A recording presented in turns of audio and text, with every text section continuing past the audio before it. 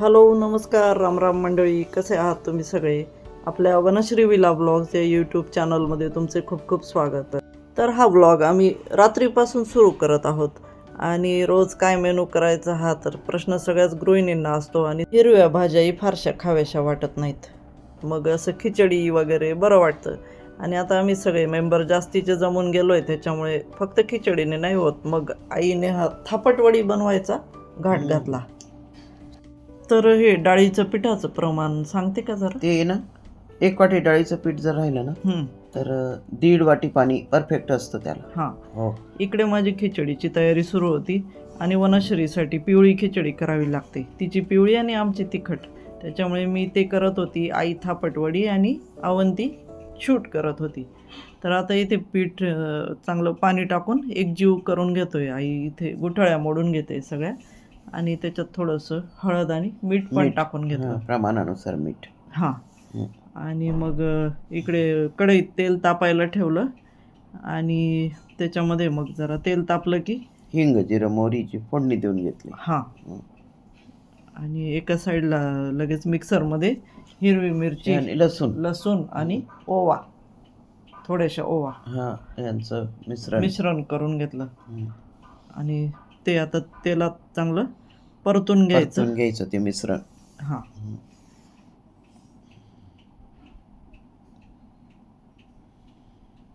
आता आम्ही तिघी स्वयंपाकात बिझी म्हटल्यावर आमच्या वनश्रीला तर उद्योग करायला मोकळं रानच मिळून जातं. आता हे मिश्रण चांगलं परतून घेतोय. नंतर त्याच्यावर थोडंसं मीठ टाकून द्यायचं. मीठ आणि कोथिंबीर, म्हणजे मिरचीचा तिखटपणा थोडासा कमी होऊन जातो. नुसते खिचडीपेक्षा थोडंसं साईड काही जरी राहिलं मेनू एखादा, म्हणजे मग जेवणाला बरं वाटतं. तर आता हे थोडीशी लाल तिखट टाकून दिलं या बॅटरमध्ये आणि मीठ पण टाकलं प्रमाणात, काही इकडे काही तिकडे. हो, हे असं घटत राहायचं, कंटिन्यू हलवत राहावं लागतं. म्हणजे गुठळ्या नाही होणार आणि खाली चिकटायला पण नको. इथे आमची वनश्री माठातलं थंड पाणी काढून झाडांना टाकत असते. ते व्यवस्थित ढवळणं चालू आहे आणि मीडियम गॅस ठेवलेला आहे. हो, तर मिश्रण हळूहळू घट्ट होत जातं, शिजत जातं. 5-1 मिनिटात येतं बुवा ते. साधारण 5 मिनिट लागतात. आणि एका वाटी पिठाला 1.5 वाटी पाण्याचं प्रमाण परफेक्ट असतं. आता तुम्ही पाहू शकता असं मिश्रण जरा घट्ट झालंय. मग झाकण ठेवून एक 3-4 मिनिट वाफ काढून घ्यायची. तोपर्यंत आता ही वडी थापण्यासाठी ताटाला ग्रीसिंग करून घेते तेल लावून. हे बघा, आता हे ऑलमोस्ट रेडी आहे थापण्यासाठी. आता हे आपण ताटात काढून घेऊया.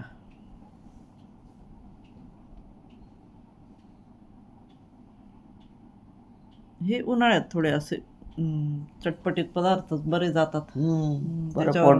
पाणी पितं माणूस, पोटही भरतं. भाजीला काही चव नाही, हिरव्या भाज्यांना एवढं नको वाटतं. आता हे असं गरम गरमच पसरून घ्यावं लागतं. आता हे सपाट चमच्याने आई पसरवते आहे. ज्यांना असं जमत नसेल त्यांनी एखादी सपाट बुडाची वाटी घेऊन तिला खालून तेल लावून पसरून द्यायचं, तिच्याने स्प्रेड करता येईल. जास्तीत जास्त भांडे निघू नये म्हणून आमचा प्रयत्न साधारण असतो की भांडे कमीत कमी निघावे. म्हणजे जरी बाई असली भांड्यांना तरी तिलाही नको त्रास, तिच्यावरही अति लोड नको. त्यामुळे त्याच भांड्यांचा आपण वापर करून पुनर्वापर करून घेतो आम्ही. आता ऑलमोस्ट थापून झाली आहे पूर्ण ताट भरून. त्याच्यावर खोबरं किसून घेतलं. आता इथे अवंतीने मोठी किसणी सापडली नाही म्हणून जायफळची छोट्या किसणीनेच किसते ती, आणि वरून हे मस्त कोथिंबीरने गार्निश करून घेतलं. कुठल्याही पदार्थावर वरून कोथिंबीर टाकली की दिसायलाही छान दिसतं आणि चवीलाही चांगली असते.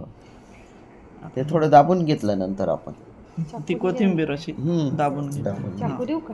आणि आता या वड्या कापायला सुरुवात झाली. तिथे पण तो चमचा तसा शार्पच होता त्याचा एज म्हणून त्याच्यानेच कट करून घेतल्या. काही सुरी भरवायच्या भानगडीत पडलो नाही आम्ही. रस्सा आमचं साधं बाधं काम असतं बरं का मंडळी. आता थापटवड्या तयार झालेल्या आहेत आणि कशा झाल्या हे ओपिनियन घेण्यासाठी मला पाचारण केलं त्यांनी.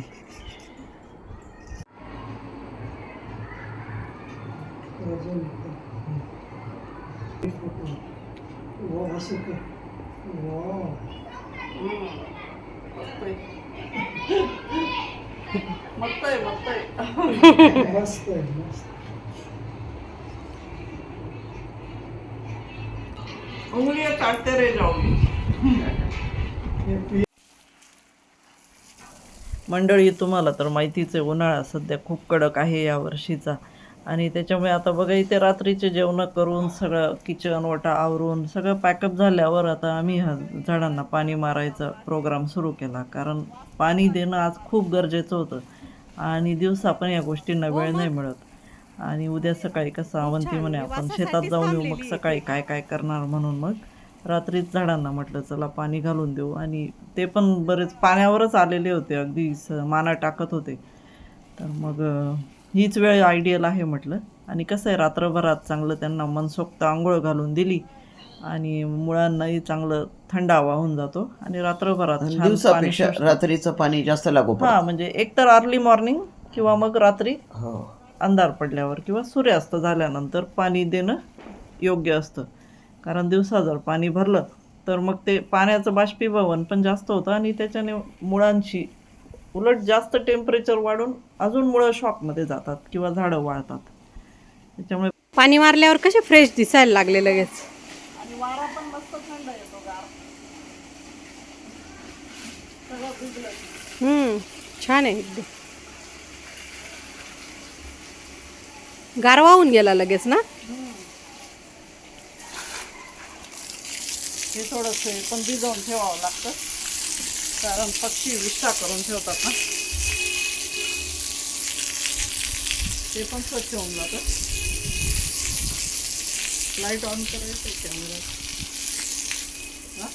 काही गरज नाही.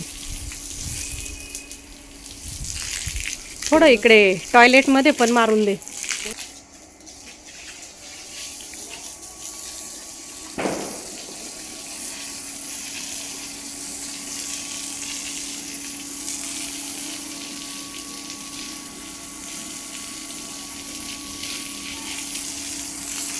थोडं माझ्या पायांवर टाकतं पाणी. फार गार आहे, मस्त पाणी थंड. शेवटी नॅचरल स्रोतापासून म्हणजे विहिरीचं पाणी नाही आपलं, म्हणजे थंड असतं. हो ना, किती उन्हाळा असतो पण थंडच असतं. हो ना. बाहेर एवढी उष्णता असून पण एवढं थंड पाणी. हा फरक आहे नळाचं पाणी आणि नैसर्गिक स्रोतामधून निघणारं पाणी. त्याचं टेम्परेचर कायम कमीच राहतं. फार गार आहे का, मस्त मस्त एकदम. झाडांना special treatment in summer days.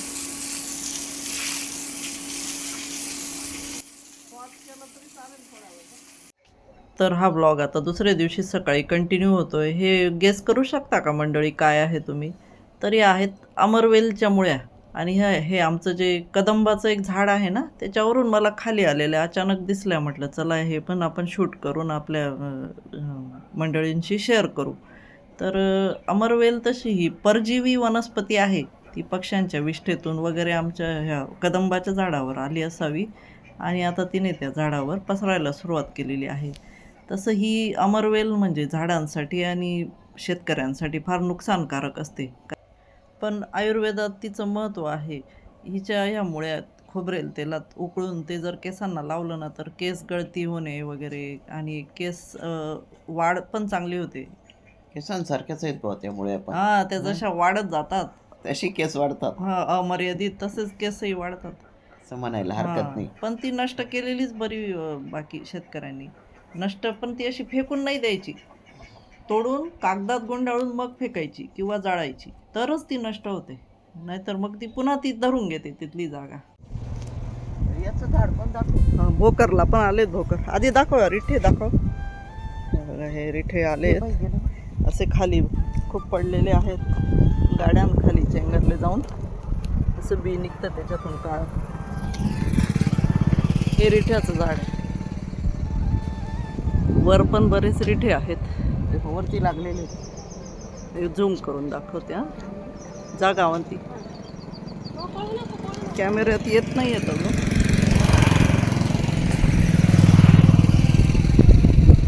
लोक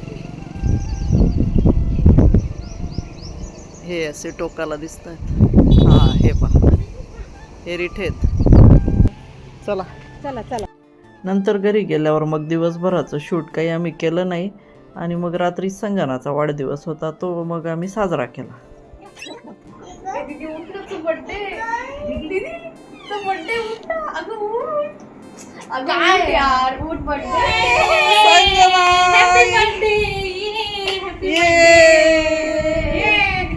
हॅपी बर्थडे संजना. दीदी happy birthday. Sanjana happy birthday. दीदी बाळाला बोला बोला happy birthday. Happy birthday. Happy birthday to you. Happy birthday to you. Happy birthday dear Sanjana. Happy birthday to you. May God. अनेक वर्षानंतर असा रात्री 12 वाजता आम्ही घरी केक कटिंग केला आणि मला माझ्या हॉस्टेलच्या दिवसांची आठवण झाली, जिथे कसं आहे दिवसा कॉलेज क्लास वगैरे असं अभ्यास हे सगळे शेड्यूल असतं आणि त्याच्यामुळे रात्री हॉस्टेलमध्येच या सगळ्या गोष्टी केल्या जातात.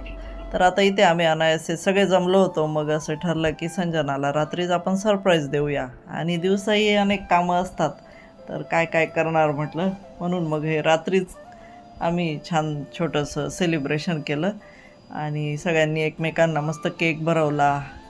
आणि आमची वनश्री पण मग आमचं सगळ्यांचं पाहून ती पण मग तसंच करत होती. तिनेही छान तिच्या दीदीला केक भरवला आणि मग आम्ही केक खाता खाता मस्त गप्पांचा फड रंगला आमचा. तर मंडळी, हा आमचा छोटासा ब्लॉग कसा वाटला हे आम्हाला कमेंट करून नक्की सांगा. चॅनलवर नवीन असाल तर सबस्क्राईब करायला विसरू नका आणि त्याचबरोबर हाईप पण करायला विसरू नका. पुन्हा भेटू नवीन पुढच्या ब्लॉगमध्ये. व्हिडिओ शेवटपर्यंत पाहिल्याबद्दल खूप खूप धन्यवाद.